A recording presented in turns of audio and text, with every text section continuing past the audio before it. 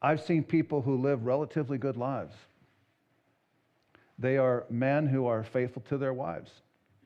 They take care of their kids and seemingly are tender-hearted, but at the mention of Jesus, their inner sinfulness is exposed.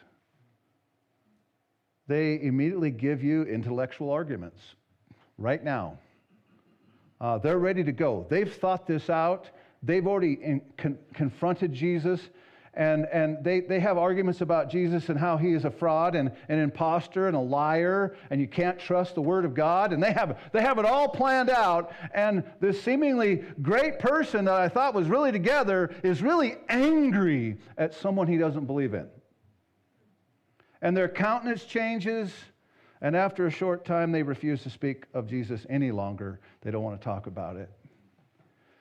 And Jesus encountered this over and over again in this generation.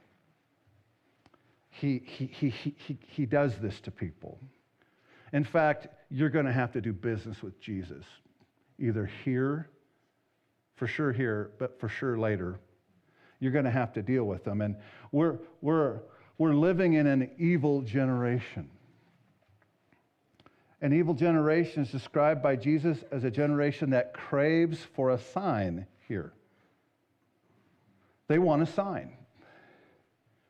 They wanted a sign that would convince them of their situation with God.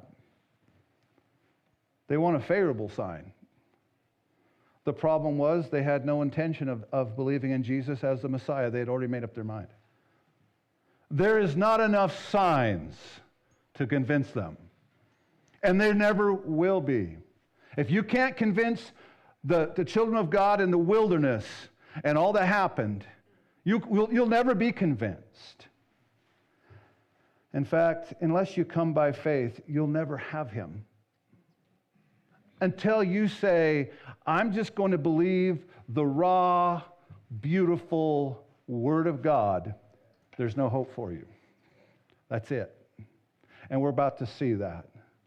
And so, with all that information I just gave you, let's look at their response. And how about check ourselves here on Matthew 12, 38 through 50.